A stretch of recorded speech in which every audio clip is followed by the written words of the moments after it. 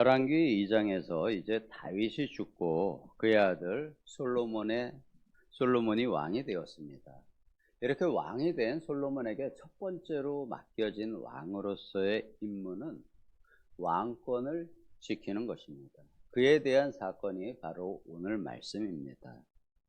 솔로몬이 왕이 되는데 가장 큰 공로를 세운 사람은 제사장 사독, 그리고 선지자 나단, 그리고 분하야와 군사로서의 분하야, 그리고 그렛 사람들, 그리고 블레셋 사람이라고 1장 38절에 언급이 되어 있습니다. 여기서 그렛은 그레데 사람들을 이야기하고 블렛은 블레셋 사람이라고 신학에서 흔히 해석을 하고 있습니다. 그리고 그의 어머니 바세바입니다. 그들의 도움으로 아도니아의 반란을 진압하며 왕이 되었지만 이제 다윗 왕이 죽고 나자 아도니아는 솔로몬의 왕위가 완전히 견고해지기 전에 다시 한번 왕위를 노리는 일을 공모하고 일을 행합니다. 그는 새로운 왕 솔로몬의 어머니인 바세바를 찾아갑니다. 그리고 바세바를 통해서 다윗의 마지막 첩이었던 수냄 여자 아비삭을 자신의 아내로 줄 것을 부탁합니다. 이는 바세바에게 마치 이처럼 이야기하는 것입니다. 자신이 평소에 사모하던 아비삭을 내가 아내로 맞이함으로써 자신이 왕위를 포기한 것에 대한 보상을 받고 그것으로 모든 것을 정리하겠다라는 의도로 보이게 바세바에게 이야기를 합니다. 하지만 아도니아의 숨겨진 의도는 이러한 것이 아닙니다. 당시 근동에서는 선왕의 첩을, 그 전때의 왕의 첩을 취하는 것은 왕권을 이은 후계자만이 할 수 있는 것입니다. 그렇지 않고 또 하나의 방법이 있습니다. 그것은 전쟁에서 이긴 왕이, 다른 나라에서 쳐들어와서 그 전쟁에서 이긴 왕이 그 왕비와 처첩들을 데리고 가는 것이죠. 취하는 것입니다. 이 당시의 문화에 있어서는 지금 같으면은 내가 어떤 경쟁자를 이겼더라도 그의 아내를 내가 취하는 것은 전혀 그럴 필요가 없죠. 별로 누가 봐도 바람직한 일이 아닙니다. 하지만 그 당시 고대 시대에서는 내가 전쟁에서 이겼을 때 그 나라에서 가장 좋은 것들을 취하는 것이 그 국민들의 마음을 가져오기 쉬운 방법 중에 하나였습니다. 그래서 가장 좋은 보물을 가지고 오고 그의 자녀들을 죽이거나 아니면 포로로 잡아오고 그 아내나 처첩들을 취하는 것이 그 당시에 그 나라를 동화시킬 수 있는 좋은 방법이기 때문에 그렇게 했던 것입니다. 근데 전대 왕, 자신의 아버지일 수 있는, 아니면 자기가 반란을 일으킨 다른 전대 왕의 처첩을 취하는 것 역시 어떤 그러한 그 전대 왕의 것을 자기가 이어간다는 의미가 당시에는 있었다는 것입니다. 이것을 실제로 볼 수 있는 예가 압살롬의 모사였던 아히도벨이 그 압살롬에게 이야기했습니다. 아버지 다윗의 후궁들, 남겨진 다윗의 후궁 10명을 취하라는 조언을 해주죠. 그래서 압살롬이 그와 같은 이유로 전왕의 다윗의 후궁을 취함으로써 자신이 다윗을 이은 왕이라는 의미를 백성들에게 보여주는 사건도 우리가 성경에서 볼 수가 있습니다. 바세바는 이러한 아도니아의 악한 계략을 알지 못하고 솔로몬에게 아도니아의 의견을 들어주라고 부탁을 합니다. 이 부탁을 들은 솔로몬은 사랑하는 어머니 바세바의 간청일지라도 단번에 그것을 거절합니다. 왜냐하면 솔로몬은 아도니아의 이러한 의도를 정확히 듣자마자 파악을 했던 것입니다. 이 사건에서 아도니아는 안타깝게도 몇 가지 악을 한꺼번에 행함을 우리가 볼 수 있습니다. 첫 번째 악은 15절에서 이렇게 이야기합니다. 온 이스라엘이 다 자신을 왕으로 삼으려 했는데 왕권이 동생에게 돌아간 것은 여호와께서 말미암음이라고 스스로 밧세바에게 고백을 합니다. 이는 밧세바의 마음에 긍휼함을 일으켜서 자신의 의도를 관철시키기 위한 계략의 말일 수도 있지만 그 말은 하나님 앞에 정확한 말입니다. 솔로몬을 다윗의 다음 때 왕으로 삼으신 것은 바로 하나님이십니다. 그에 대한 약속이 1장 30절에도 나타나 있습니다. 내가 이전에 이스라엘 하나님 여호와를 가리켜 내게 맹세하여 이르기를, 다윗의 말입니다. 내 아들 솔로몬이 진정 나를 이어 왕이 되고 나를 대신하여 내 위에 앉으리라 하였으니 내가 오늘날 그대로 행하리라. 이미 솔로몬이 왕이 되기 전에 다윗에게 하나님께서 솔로몬이 왕위를 이을 것이라고 이야기하셨다는 것입니다. 이것이 대중들에게 아니면 왕가에 공포가 되었을 수도 있지만 그렇지 않을 수도 있겠죠. 그렇지만 성경을 보면은 대체적인 흐름은 이미 그것이 좀 공개화되어 있었다고 성경은 여러 군데서 한 두세 군데에서 이야기하고 있습니다.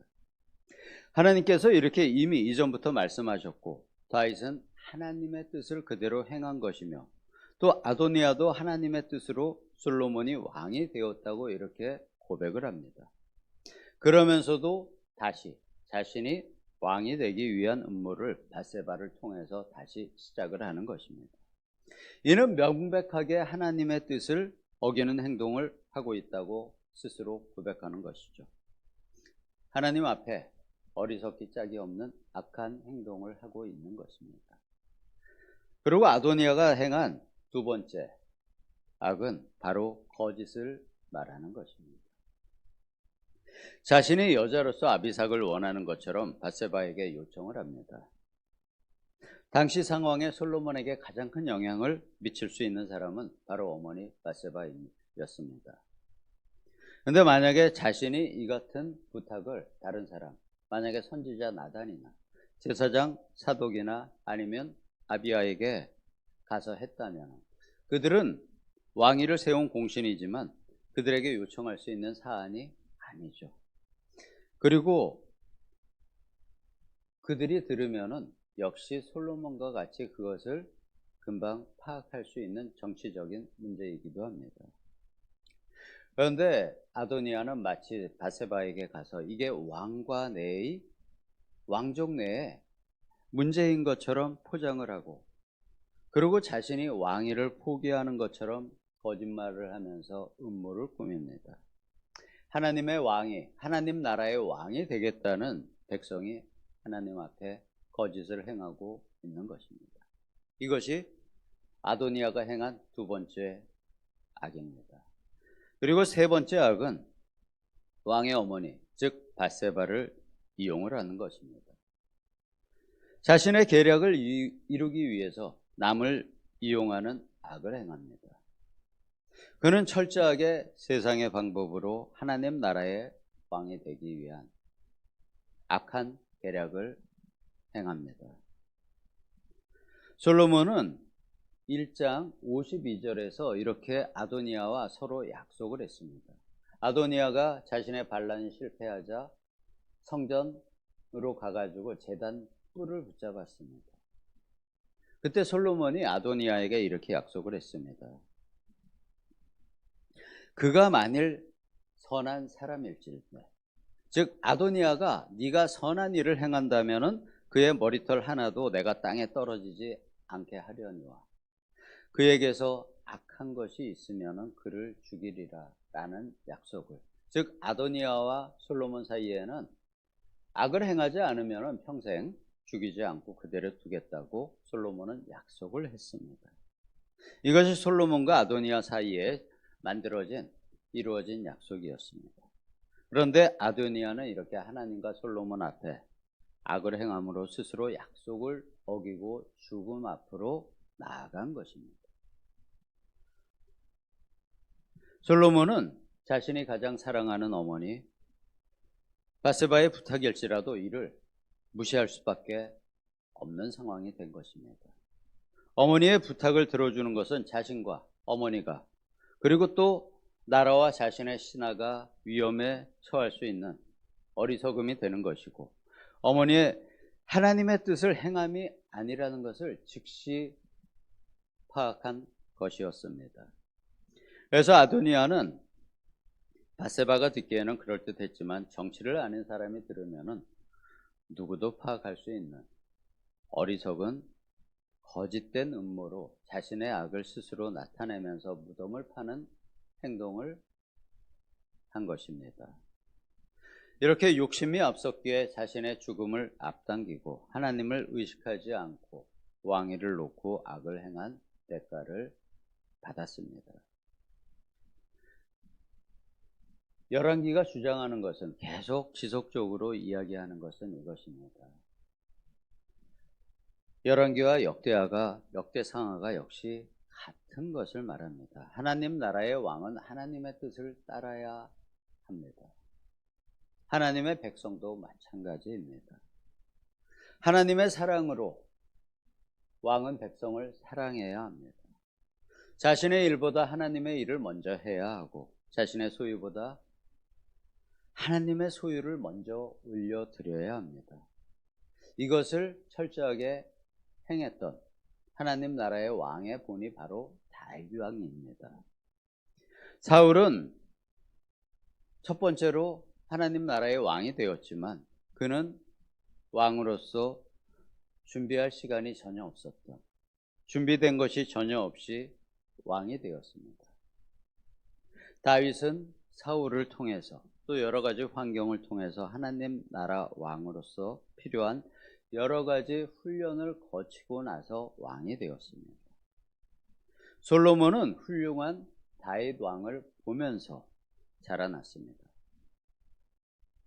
이 세 사람 외에 또 다른 왕들의 모습, 열왕기는 하나님 나라 왕의 여러 모습을 보여줍니다. 그것은 하나님 나라의 왕이, 또 백성이 어떻게 해야지 되는지를 백성들에게, 왕에게 알려주고자 하는 것입니다.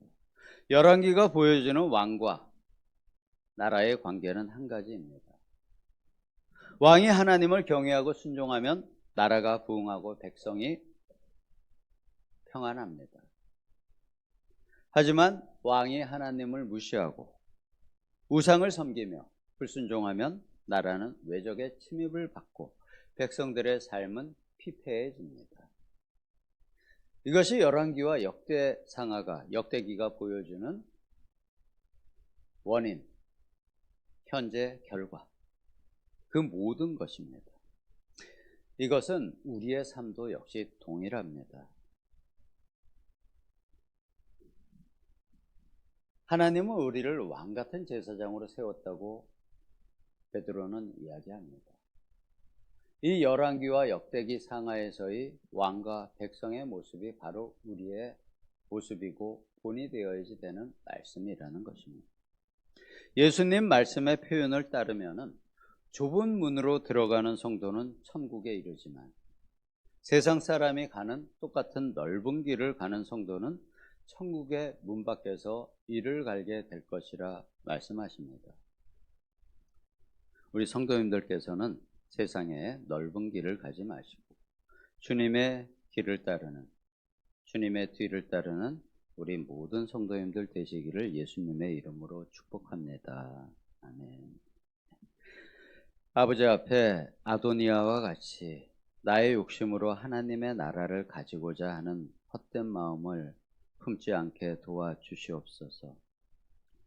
온전한 하나님의 나라를 우리 마음에 품게 하시고 주님의 뒤를 따라 좁은 길을 열고 들어가는 우리 새벽 기도의 용사들이 되시기를 예수님의 이름으로 기도드립니다. 아멘.